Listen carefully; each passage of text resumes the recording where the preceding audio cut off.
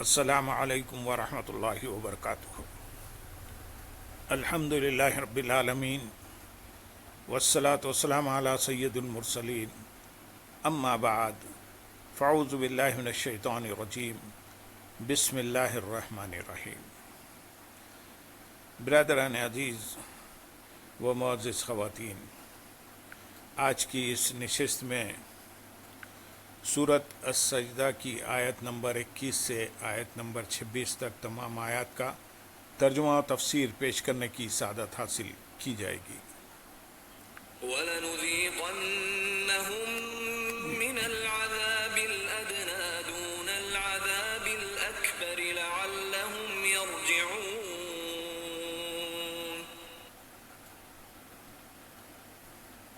وَمَنْ أَظْلَمُ مِمَّن ذُكِّرَ بِآيَاتِ رَبِّهِ ثُمَّ أَعْرَضَ عَنْهَا إِنَّا مِنَ الْمُجْرِمِينَ مُنْتَقِمُونَ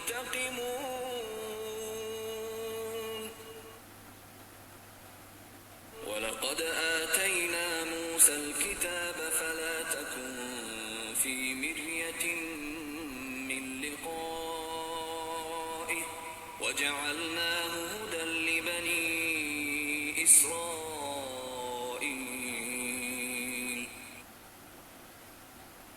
وَجَعَلْنَا مِنْهُمْ أَئِمَّةً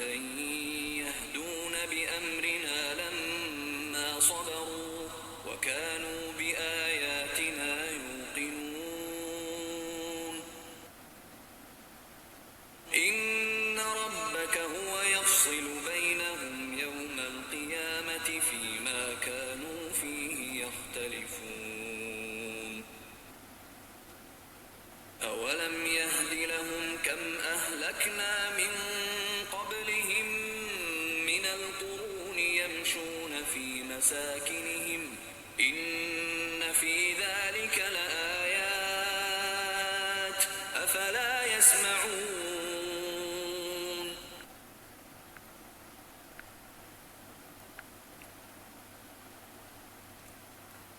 اور ضرور ہم انہیں بڑے عذاب سے پہلے قریب کا عذاب چکھائیں گے، جسے دیکھنے والا کہے امید ہے کہ یہ لوگ باز آ جائیں گے۔ اس سے پہلی آیت میں کفار کو اخروی عذاب کی وعید سنائی گئی، اور یہاں فرمایا جا رہا ہے کہ جس عذاب کی وعید سنائی وہ تو قیامت کے دن ہوگا، لیکن اس سے پہلے ہم کافروں کو دنیا کا عذاب ضرور چکھائیں گے جو آخرت کے مقابلے میں قریب اور اخروی عذاب سے کم ہے، تاکہ اس عذاب کو دیکھ کر وہ اپنے کفر اور نافرمانی سے توبہ کریں اور ایمان لے آئیں۔ ادنا یعنی قریبی عذاب سے مراد دنیا کے مصائب، آفات اور بیماریاں ہیں، جن میں بندوں کو اس لیے مبتلا کیا جاتا ہے تاکہ وہ توبہ کر لیں۔ کفار مکہ کے ساتھ بھی اسی طرح ہوا کہ وہ امراض و مصائب میں گرفتار ہوئے، 7 برس قحط کی ایسی سخت مصیبت میں مبتلا رہے کہ ہڈیاں مردار اور کتے تک کھا گئے، اور غزوہ بدر میں قتل اور گرفتار بھی ہوئے۔ آیت نمبر 22 میں ارشاد ہے، اور اس سے بڑھ کر ظالم کون جسے اس کے رب کی آیتوں کے ذریعے نصیحت کی جائے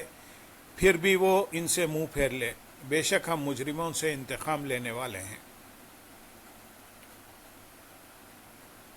اور اس سے بڑھ کر ظالم کون، جھٹلانے والوں کا تفصیلی حال بیان کرنے کے بعد یہاں ان کا اجمالی حال بیان کیا جا رہا ہے کہ اس سے بڑھ کر ظالم کون ہے جسے اس کے رب عز و جل کی آیتوں کے ذریعے نصیحت کی جائے پھر بھی وہ ان سے منہ پھیر لے اور آیات میں غور و فکر نہ کرے اور ان کی وضاحت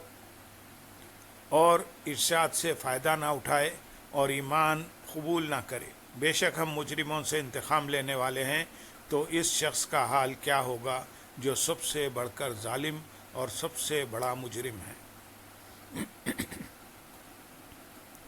حضرت معاذ بن جبل رضی اللہ تعالیٰ عنہ سے روایت ہے، سرکار دو عالم صلی اللہ علیہ وسلم نے ارشاد فرمایا، جس نے یہ 3 کام کیے وہ مجرم ہے۔ ایک، جس نے ناحق جھنڈا باندھا، یعنی ایسے شخص کے ساتھ لڑائی کرنے کے لیے جھنڈا باندھا جس کے ساتھ لڑنا اس کے لیے جائز نہ تھا، اور دوسرا جس نے والدین کی نافرمانی کی، اور تیسرا جو ظالم کے ساتھ اس لیے چلا تاکہ اس کی مدد کرے تو وہ مجرم ہے۔ اور اللہ تعالیٰ ارشاد فرماتے ہیں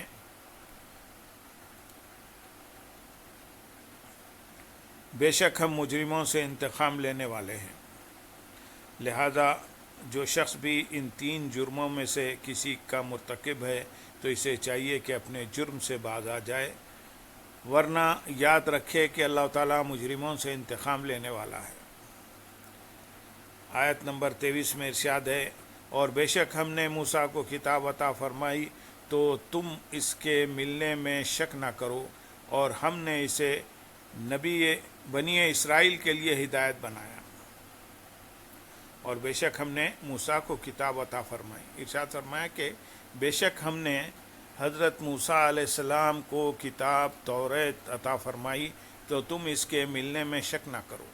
یا یہ معنی ہے کہ حضرت موسیٰ علیہ السلام سے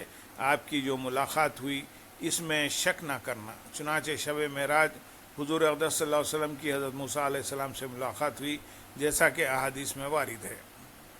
اور ان میں سے ایک حدیث یہ ہے، چنانچہ حضرت عبداللہ بن عباس رضی اللہ تعالیٰ عنہ سے روایت ہے، حضور پرنور صلی اللہ علیہ وسلم نے ارشاد فرمایا، معراج کی رات میں نے حضرت موسیٰ علیہ السلام کو دیکھا کہ وہ گندمی رنگ، دراز خد اور گھنگریالے بالوں والے ہیں، گویا کہ وہ قبیلے شنو کے ایک فرد ہیں، اور ہم نے اسے ہدایت بنایا۔ اس کا ایک معنی یہ ہے کہ ہم نے حضرت موسیٰ علیہ السلام کو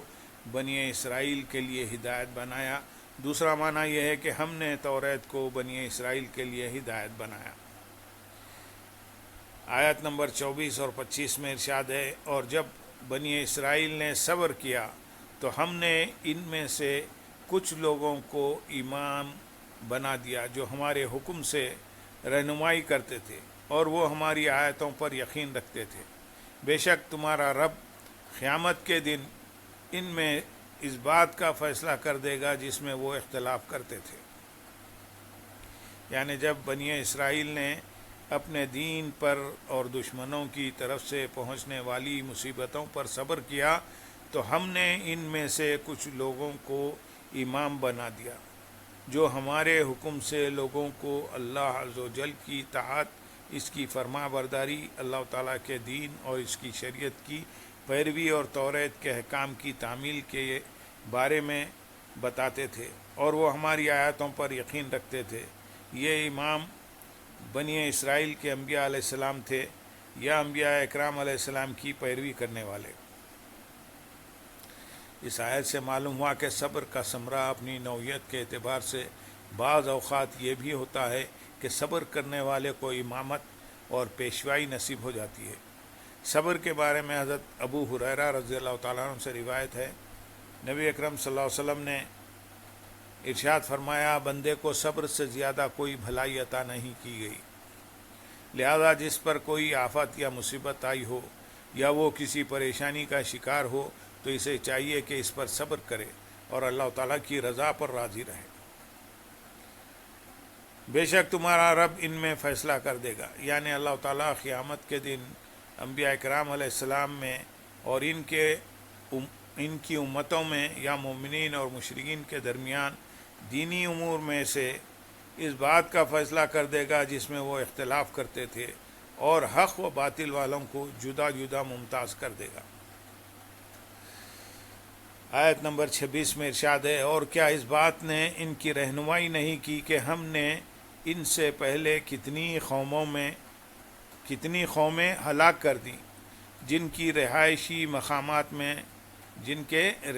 مقامات میں چلتے پھرتے ہیں، بے شک اس میں ضرور نشانیاں ہیں، تو کیا یہ سنتے نہیں؟ یعنی کیا اس بات نے اہل مکہ کی رہنمائی نہیں کی